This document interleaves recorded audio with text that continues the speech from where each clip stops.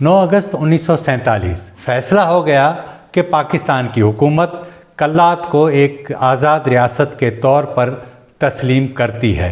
15 अप्रैल 1948 को जना साहब ने एक हुक्मनामा जारी किया, कल्लात की खुद मुख्तारी ख़त्म कर दी गई। 14 अगस्त 1947 को पाकिस्तान आज़ाद हो गया। 22 अगस्त 1947 को मोहम्मद अली जिन्ना ने डॉक्टर खान अब्दुल जब्बार खान की हुकूमत को बरतरफ कर दिया।